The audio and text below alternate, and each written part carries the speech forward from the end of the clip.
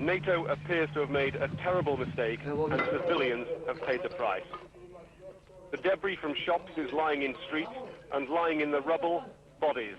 I saw one horribly mutilated corpse crushed by the layers of concrete of what was his home. The authorities say at least 5 people are dead, more than 30 wounded, 5 are critical. Local people say 3 cruise missiles hit in quick succession overnight. 2 of the streets look like scenes from World War II. It was only a matter of time until something like this happened, and it's happened on the anniversary of the Nazi bombardment of Yugoslavia in 1941. That's a fact not lost on the shocked residents who are now gathering in the dawn light to view the smouldering remains of their town centre. Tim Marshall, Sky News, Aleksinac, Yugoslavia. Well, Serb television has once again been showing the damage inflicted by other NATO airstrikes overnight. Our report is compiled by Gleno Glaser. On the outskirts of Novi Sad in the north of Serbia, an oil refinery and a series of explosions which lit up the night sky. 2 waves of air attacks, the latest result of NATO's decision to extend its list of targets.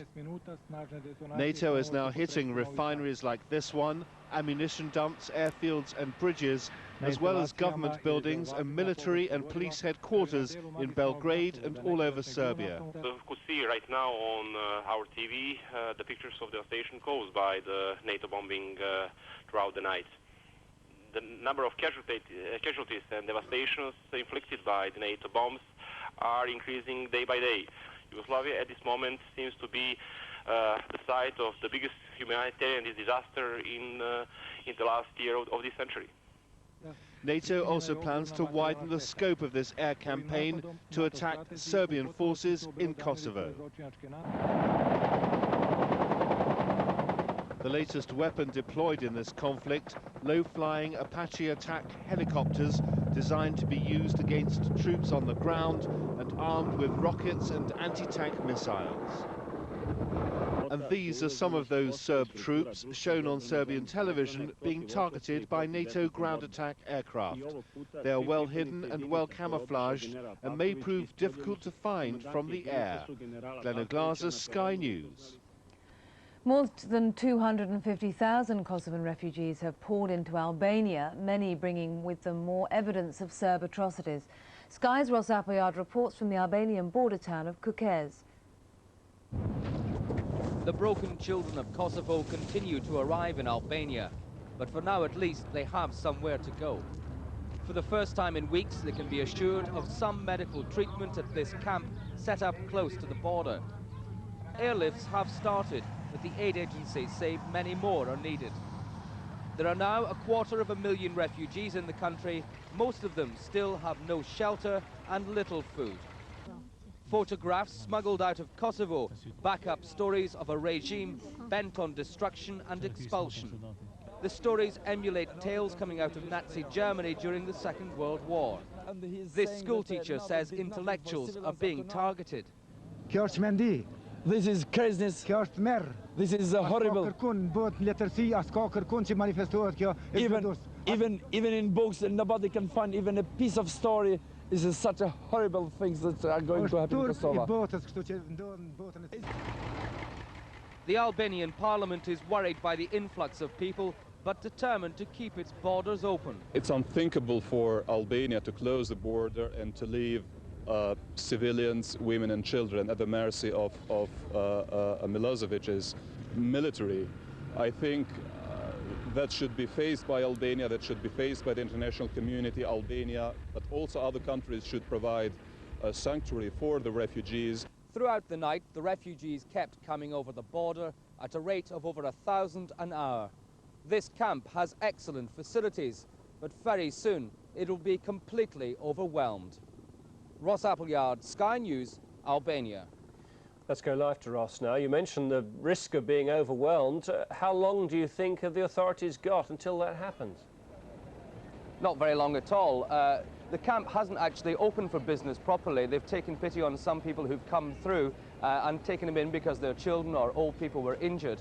So the camp is fairly empty at the moment, but when it does open its gates, there'll be just miles and miles of queues of people trying to get in there, because that camp will be like luxury to these people. I've just spoken to one man who was sitting on his tractor with his whole family in the back, huddled under tarpaulin after spending another night in the open.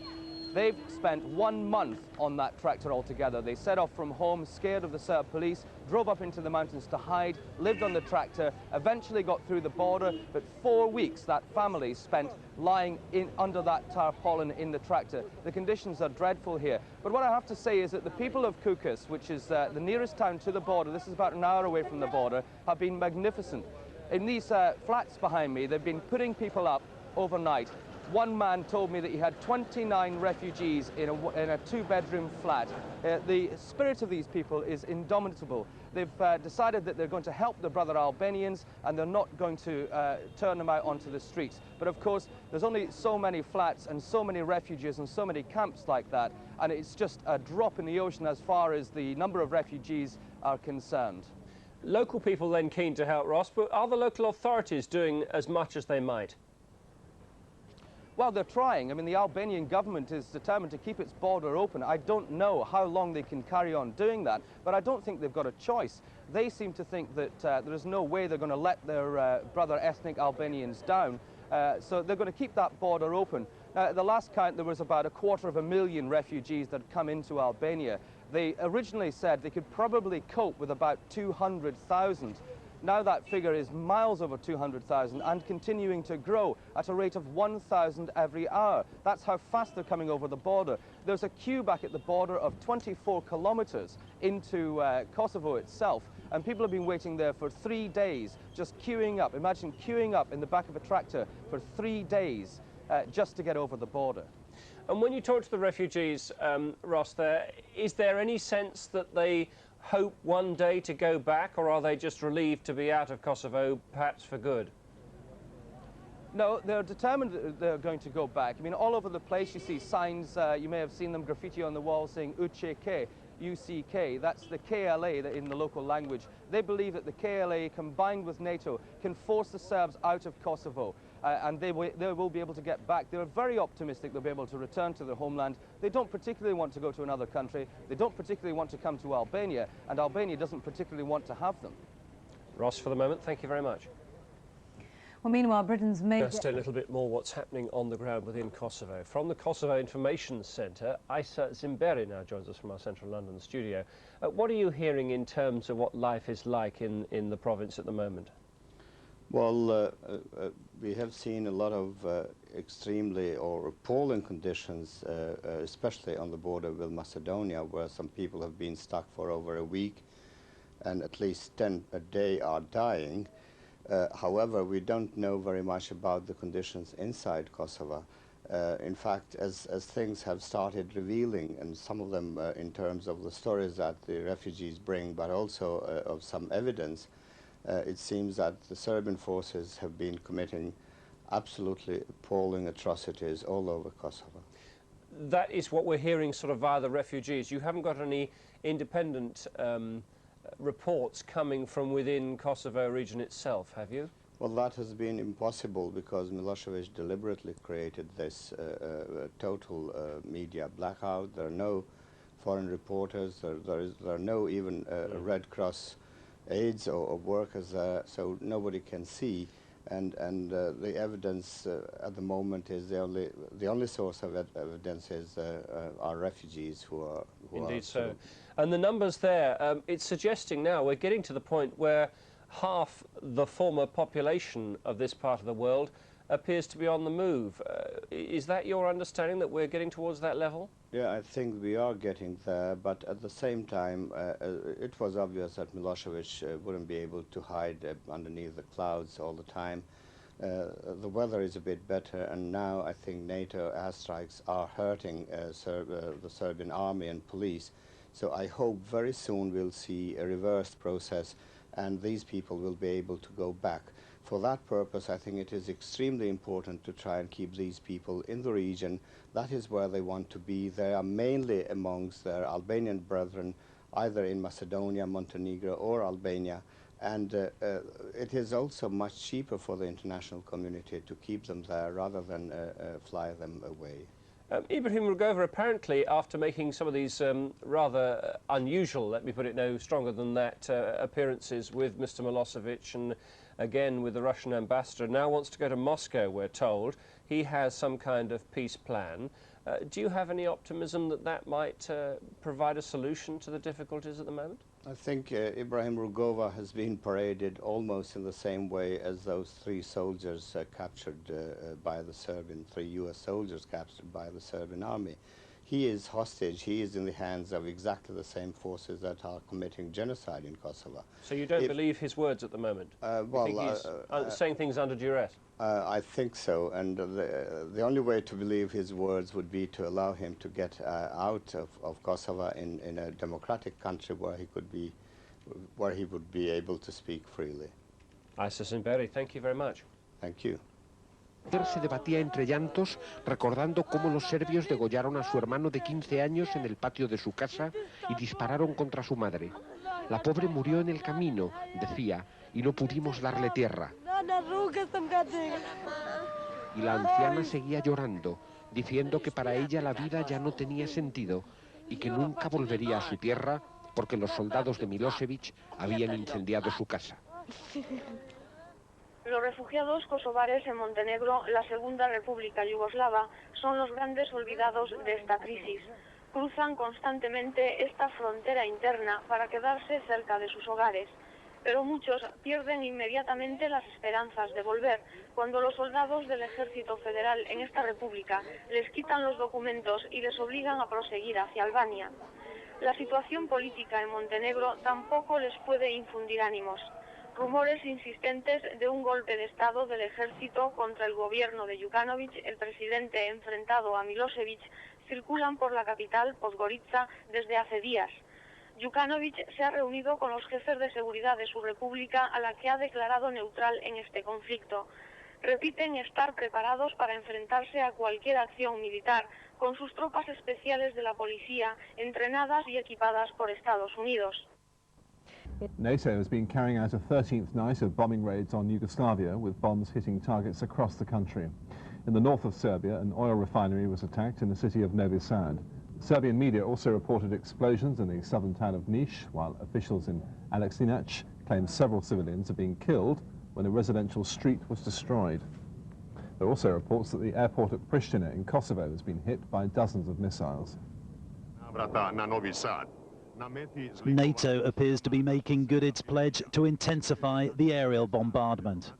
On Serbian television, more dramatic images have been broadcast of what was said to be the latest attack on the northern city of Novi Sad.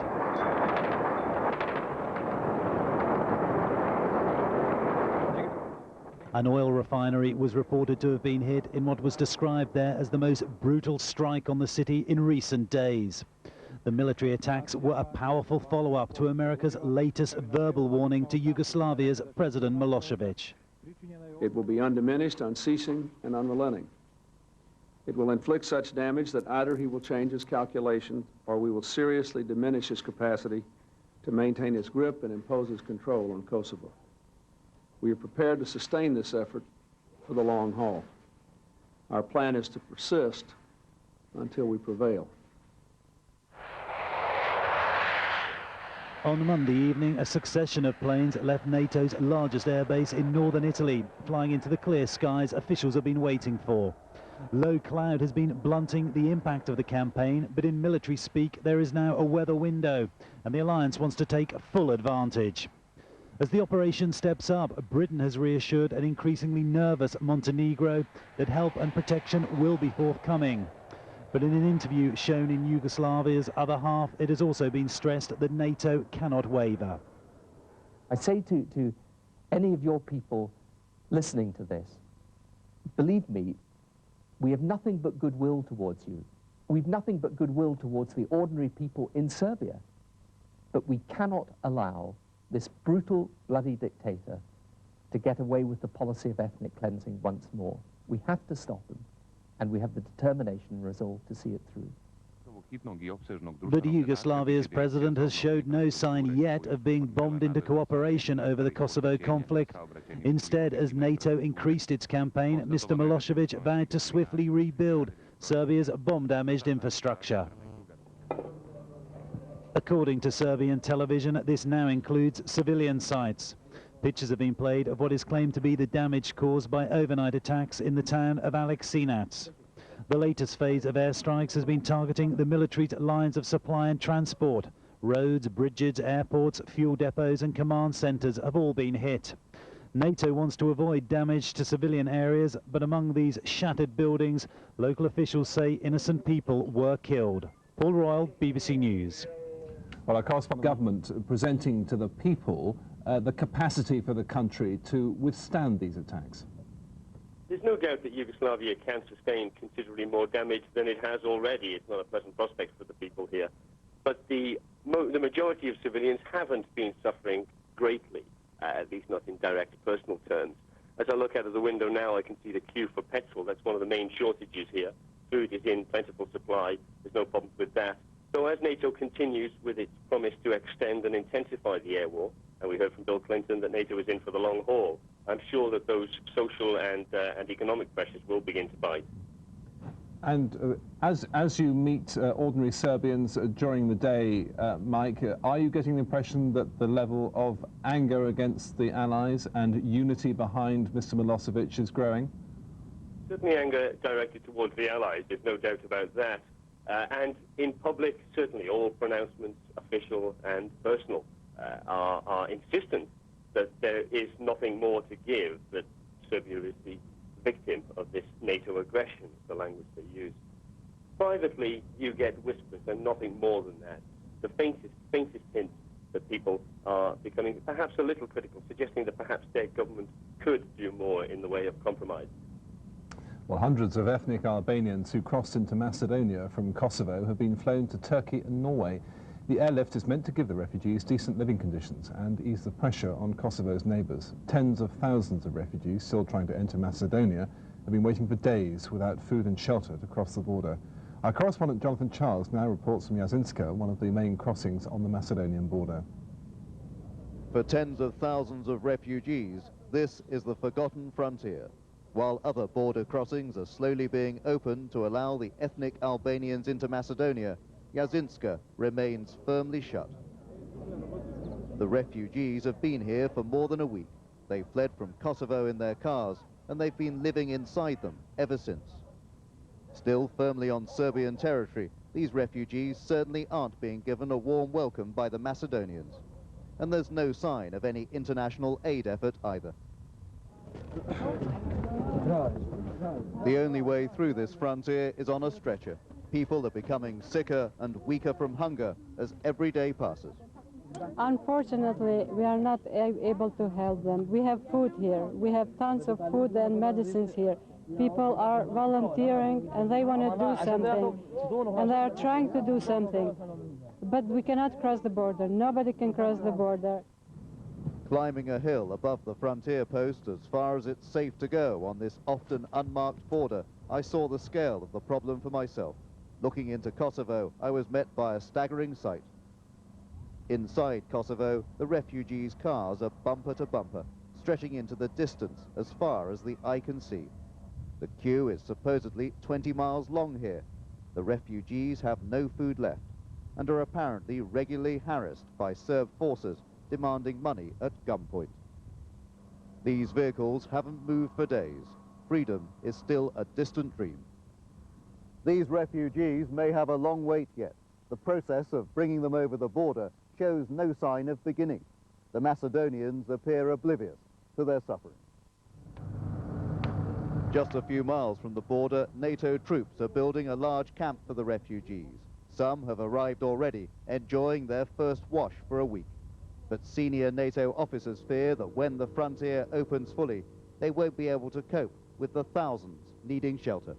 I really do not know. I know that all the NATO nations who are involved in Macedonia are setting up refugee camps and helping We're trying our best, but I doubt that we can handle it all. NATO is ready, but its resources have yet to be tested. First, Macedonia must let in more refugees. Jonathan Charles, BBC News, on the Kosovo-Macedonian border. Well, Albania has so far taken in most refugees from the conflict. The Albanian Information Ministry estimates that 250,000 Kosovo Albanians have now entered the country. Our correspondent Clarence Mitchell is in Kukës, one of the main crossing points into Albania. He says there's no sign of the influx of refugees abating. Not at the moment, no. If the figures of the last 24, 48 hours are anything to go by, we would feel fairly confident in saying that at least another 25 to 30,000 will have come across through the night. We're still waiting for the very latest figures from the UNHCR here locally, but that seems to be the rate, and every time we seek to check the flow, if you like, we're told that it shows no sign of abating. What is noticeable this morning is that we have a lot more aid agency presence here on the ground. We have a number of large lorries that have arrived from Italy, and there are a lot of Italian Red Cross workers here for the first time, much in evidence helping refugees that have spent the night out in the open. So the aid machine, the relief machine, is gearing up. It's now starting to roll in, but it's still taking time, and the refugees are still coming across. The Albanian government was saying that there was a level at which the country would be saturated with refugees and could no longer cope. I mean, that presumably has already been reached, but as you say, that aid machine is now in gear. Absolutely, yes. The Albanian authorities from quite early on were saying that the level of 200,000 refugees would be just about their limit. Of course, we must bear in mind this is an extremely poor country, the poorest most likely in Europe. So this influx of extra mouths to feed and people to shelter was the last thing, frankly, that Albania needed. However, yes, you're right, we've gone through that by some 50,000. If you imagine the equivalent of an English regional city has poured into this country, and the Albanians are doing what they can, but the suggestion from President Clinton last night that US airlifts of aid by helicopter to the region are coming shortly, along with the NATO detachment of troops we're told will be here soon, that is all good news for the aid workers here, and they simply say that it still can't get here soon enough. The Albanian government was pretty admirable, and I think the rest of us now have got to support the government. For instance, I run the largest roofing federation in this country, the National Federation of Roofing Contractors. I'm going to ring up Claire Short's department this morning and find out what we can do with materials and money to try and help with the business of shelter. Karen, and we would hope that many more will do take your example. Thank you. Thank you. You're watching BBC World. A reminder now. Is that one of your main priorities, or are you pooling what you're going to focus on? Well, we are indeed pooling what we're going to focus on, but between the 12 charities in the Disasters Emergencies Committee, we will cover health, water, sanitation, food, shelter, blankets, clothing. I mean, all the things that people who've come out of Kosovo with effectively nothing, all the things that they're going to need. Of course, charities like yours have been warning of great concerns over something like this happening. Has the scale of it, though, taken even you by surprise? I think it probably has taken us a bit by surprise, or it did last week. We're sort of geared up for it now, and we are expecting a very large effort to be needed. We've been working on it already over the last week or so, and we'll continue to do so. I can see some articles on the table by the side of you. These are sort of things that you think are important to send out there. Give us an idea of some of the items there. Well, over on this side you can see this is water testing equipment. This is designed to find out whether water is clean so that it can be purified if necessary. Behind me are blankets, baled up, ready to go. We have things like buckets. This is a water storage container for people to put clean water into, so that can be used by an individual family. There are various items of medical equipment, things that are syringes, even simple things like beakers and so on, because as I said, people have had nothing when they've come out of Kosovo. Now, I know Oxfam likes to look long-term at strategies, a way of dealing with this. Is your feeling, is your advice that it's best to deal with these people locally on the areas, on the camps that they've arrived at the borders, or get them out, get them to other countries? The reality is that they have to be dealt with where they are. The numbers are enormous and the needs are very immediate. Even if some people are moved, whether that's desirable or not, even if they are moved, in the short term, people desperately now need water, food, shelter and so on. That is something we have to do right now. Morris Herson in Bicester, thank you very much for speaking to us this morning. Well, if you want to help by giving money to the Kosovo Crisis Appeal, the address is P.O. Box 999. The state still has about 2,500 cruise missiles, but the older versions, we know from when they've been used against Iraq, they have a 20 to 25% failure rate. Some of them decide they don't want to launch at all, others crash en route, and others go rogue when they enter the target area. Are they susceptible to air defence? NATO appears to be making good its pledge to intensify the aerial bombardment. On Serbian television, more dramatic images have been broadcast of what was said to be the latest attack on the northern city of Novi Sad.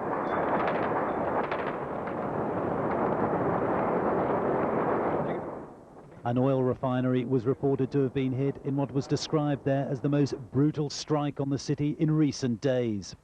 The military attacks were a powerful follow-up to America's latest verbal warning to Yugoslavia's President Milosevic. It will be undiminished, unceasing, and unrelenting. It will inflict such damage. Long, hard walk. There's still a little snow on the lower slopes, but they tell us on the mountain tops it's up to 2 meters deep. The refugees described how they tried to light fires by night, but the melting snow put out the flames. And all this after living rough in the woods for a week, praying in vain that the Serbs would not move in on their homes. 10 days ago we went into hiding, Idris Mekai told me. We've walked 3 days and 3 nights with no food or drink. Those who live in this first village in Montenegro have laid on a shuttle service with tractors, helping those who've come so far on foot to finish their journey down the mountain. For now, it seems that this is the only way out of Kosovo for those caught up in at least 2 new offensives. We're told that NATO have destroyed a bridge on the main escape road out of the area, and that those with cars are now trying to find new routes. For now, it seems, they're trapped. While cars were still arriving in numbers, Bashim Satahi checked most for news of the family he's been separated from. In desperation, he spent 6 days at the last border point in Montenegro, hoping to find his wife and children. He says his house was burnt down by the Serb who lived next door. In town, thousands of people have now been registered with groups like the Mother Teresa charity, hoping to be reunited with family they've lost. So far, less than half a dozen families have been brought back together. But in the cold and lonely mountain pass, the unbelievable happens. Besim's family have arrived at the checkpoint where he's been waiting.